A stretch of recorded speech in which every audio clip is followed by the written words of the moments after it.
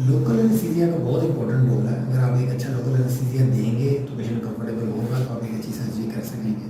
Hair transplant में दो चीज़ों का बहुत अहम रोल है। एक है लोकल एनेस्थीसिया जो कि आप सुन करते हैं, दूसरा ब्लीडिंग नहीं होनी चाहिए। आपकी टेक्निक इस तरह की हो कि पेशेंट का ज़्यादा ब्लीड ना हो। ज़्यादा ब्लीड करेगा तो आप ठीक सर्जरी नहीं कर पाएंगे।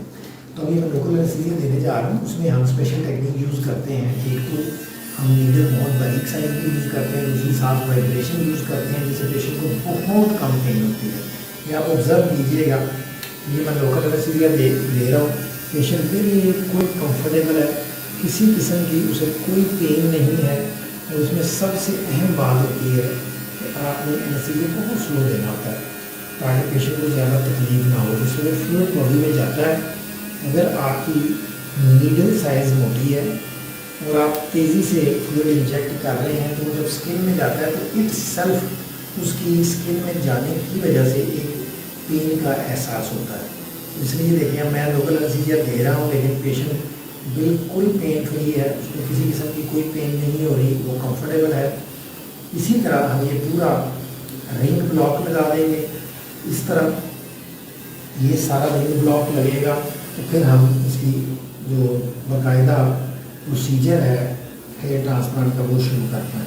नहीं जी व्यूअर्स, अब मैं आपको बता रहा हूँ कि हम साइड्स कैसे बनाते हैं। सबसे पहले ये देखें कि हमने हेयर लाइन मार्क की हुई है, क्योंकि इस पेशेंट की पहले मैंने सर्जरी की हुई थी आज से 3-4 साल पहले, तो उसमें मेजर हेयर लाइन रिस्टोर हो चुकी है। अब हमने उसको डेंस करना है, तो हमने प्लान इस तरह किया है कि हम जो आज की सर्जरी है उसमें हाफ ऑफ दी जो ग्राफ्ट्स हैं वो यूज़ करेंगे हेयर लाइन को डेंस करने में और हाफ यूज़ करेंगे क्राउन मेकिंग में। तो अब इसमें सबसे पहली बात ये होती है कि आपका जो हेयर लाइन मेकिंग एक आर्ट है जो कि किसी भी हेयर ट्रांसप्लांट सर्जन की जो असल स्किल है वो हेयर लाइन से नज़र आता है। ये देखें, ये आगे मैंने लाइन इसलिए ड्रा की थी ताकि ये पता लग जाए कि हम कहाँ तक काम करेंगे। हेयर लाइन मैंने पहले इस तरह बनाई हुई है कि ऐसे पता नहीं लगता कि ये पहले सर्जरी हुई हुई है। अब हम उसी को रीइंफोर्स करने लगे हैं। इसमें जो सबसे इम्पोर्टेंट फैक्टर होता है कि हेयर लाइन ज़्यादा नीचे ना बनी हो, ताकि ये ना हो कि जिस वक्त पेशेंट की एज बढ़े पीछे से बाल चले जाएं तो वो आर्टिफिशियल लगे, नंबर 1। नंबर 2, जो बालों की डायरेक्शन और एंगल है उस पर ख़ास कंट्रोल रखना है। कई लोग होते हैं कि वो अभी बिगनर्स होते हैं या जो क्वैक्स हैं, they don't know about the hair line. तो अब आपकी जो डायरेक्शन है, अब ये देखें बाल ऐसे जाएंगे। मैं जो साइड्स बनाऊंगा कुछ बाल इधर जा रहे हैं कुछ बाल उधर जा रहे हैं, तो मेरी डायरेक्शन उन्हीं बालों के हिसाब से ऐसे जाएगी। मैं ऐसे साइड्स बनाऊंगा कि जैसे जैसे आपके बाल ऐसे फ़ैन आउट करते हैं इसी तरह ये हेयर लाइन फ़ैन आउट होगी। तो दूसरी एक है डायरेक्शन, दूसरा एंगल। एंगल कभी भी ऐसे नहीं होता बालों का। किसी भी इंसान के बाल देखें ऐसे खड़े नहीं होते, वो एक दूसरे के साथ सिंक्रोनाइज नहीं होंगे। तो बाल हमेशा हमने ऐसे लोअर एंगल में 10 या 15 डिग्री से ज़्यादा हमने एंगल नहीं देना होता। उसके बाद होता है डेंसिटी। तो एक हेयर लाइन जो आप डिज़ाइन कर रहे हैं वो एक रीज़नेबली डेंस होनी चाहिए। तो अब सबसे पहला स्टेप है कि आप मेरी डायरेक्शन देखें।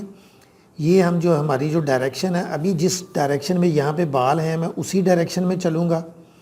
उसके बाद आगे मैं अपनी डायरेक्शन उसी तरह बालों के साथ करता हुआ जाऊंगा। ये एंगल देख लें, ये not more than 10 to 15 degree.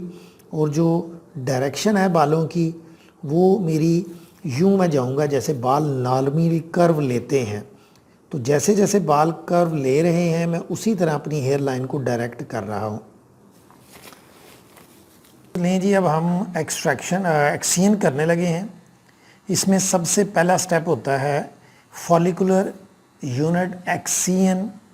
ये सर्जरी हो रही है, पहले इसको फॉलिकुलर यूनिट एक्सट्रैक्शन कहते थे, लेकिन ISHR इसकी गाइडलाइन के मुताबिक अब ये चेंज हो गया, फॉलिकुलर यूनिट एक्सियन हो गई है। एक्सियन मीन सबसे पहले मैं इंसियन करूँगा जिसको ड्रिलिंग बोलते हैं, फिर उसके बाद उसको एक्सट्रैक्ट करेगा। इंसियन और एक्सट्रैक्शन मिल के एक्सियन बनाते हैं। इसमें सबसे इंपॉर्टेंट बात यह है कि आपका लोकल एनेस्थीसिया अच्छा होना चाहिए, ब्लीडिंग ज़्यादा ना हो, नंबर 1। नंबर 2, पेन ना हो, ब्लीडिंग ट्यूमिसेंट आपने अच्छा दिया हो, हीमोस्टेसिस मेंटेन किया हो ताकि ब्लीडिंग ना हो। तीसरा पॉइंट ये है कि आपका पंच साइज़ बहुत ज़्यादा बड़ा ना हो, उसमें ज़्यादा ब्लीडिंग भी होती है और स्कारिंग भी होती है। तो उसके बाद आपका एंगल ठीक होना चाहिए, आपका रीजनेबल एक्सपीरियंस होना चाहिए कि आप एक नीट एंड क्लीन एक्सियन कर सकें। तो लें जी, अब हम स्टार्ट करते हैं। ये मैं सबसे पहले ये इंसिजन दे रहा हूँ। ये मैंने कुछ ग्राफ्ट्स को इंसिजन दिया है, उसके बाद मैं इनकी आपको एक्सट्रैक्शन करके दिखाऊंगा हाउ वी डू इट।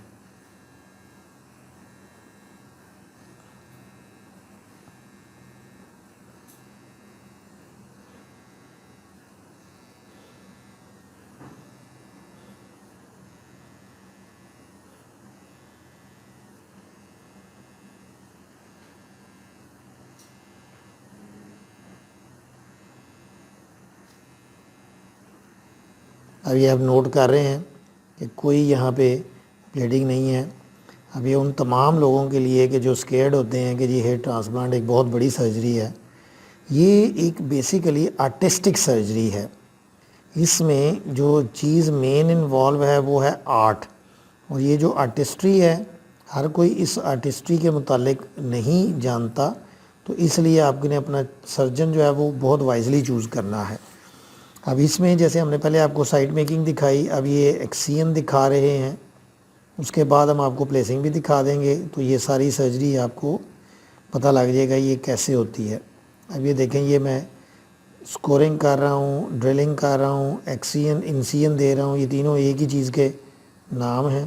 इसके बाद मैं पुल करके आपको जिसको एक्सियन कहते हैं ले जी, अब मैं ये मुकम्मल हो गई। चंद ग्राफ्ट्स हैं जो मैं आपको दिखाना चाह रहा हूँ, फोर्सअप दें जी मुझे।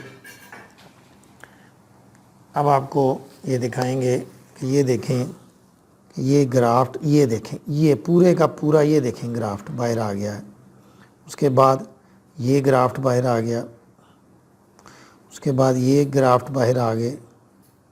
अब चूँकि पहले एक सर्जरी हो चुकी है इसलिए थोड़ी सी स्कारिंग है, जिसकी वजह से बाज़ ग्राफ्ट थोड़ा सा ये मांग रहे हैं। देखें 4-4 वाले यूनिट जिस तरह वो ऊपर से थे उसी तरह से वो बाहर आ रहे हैं। ये देखें, ये जितने ग्राफ्ट जो उनके ऊपर से जितने बाल थे उतनी उनके नीचे से जो रूट्स हैं या हेयर बल्ब हैं वो उसी तरह बाहर आ रहे हैं। ये देखें, ये भी ग्राफ्ट हैं, ये देखें। तो ये बेसिकली ये देखें एक सेफ हैंड में, ये देखें बिल्कुल बग़ैर ब्लीडिंग के, बग़ैर यहाँ पे कोई टिश्यू को डैमेज किए, ये देखें आराम से हम सारे ये ग्राफ निकाल रहे हैं। लेकिन ये सारा कुछ तभी मुमकिन है जब आपका सर्जन एक्सपीरियंस्ड होगा। अगर वो इस तरह सारी आपकी, ये देखें हर ग्राफ्ट बड़े आराम से बाहर आ रहा है और ये बिल्कुल इंटैक्ट है, जितने ऊपर बाल हैं उतनी ही नीचे उसकी जड़ें हैं। तो इसका मतलब ये है कि आपकी ये कटिंग नहीं हो रही, आपका जो हेयर को डैमेज है, ये देखें सारे आपको नीचे ये पूरा हेयर रूट्स नज़र आ रहे हैं। तो this is how we do the action. जैसे कि हम ये पूरी एक सीरीज़ हमने स्टार्ट की थी हेयर ट्रांसप्लांट की, जिसमें स्टेप बाय स्टेप हम अपने व्यूज़ को सर्जरी दिखा सकें कि हम किस रिफ़ाइन लेवल पे हेयर ट्रांसप्लांट के पहुंच चुके हैं। कि जैसे पहले लोगों को डर खौफ होता था कि खुदा न खास्ता ये कोई बहुत ही ज़्यादा एक ऐसा इन्वेजिव प्रोसीजर है जिसमें बहुत ज़्यादा कोई कट लगते हैं, बहुत ज़्यादा कोई खून बहता है। तो ये आप देख लें, ये फाइनल स्टेज है कि हमने सबसे पहले, आपको पता है कि बाल निकाले थे, सबसे पहले आगे साइड्स बनाई थी और ये वाली साइड्स बनाई थी, फिर बाल निकाले थे और बाल लग रहे हैं। अब ये देखें कि कट साइज़ इतना छोटा है कि उसमें सिर्फ जो बाल है, ये आपको जूम करके दिखाया जा रहा है, उसमें सिर्फ बाल जा रहा है और ये कितना नीटली एंड क्लीनली प्रोसीजर हो रहा है। तो इसमें ना कोई ब्लीडिंग है ना कोई मसला है। Thank you so much for watching.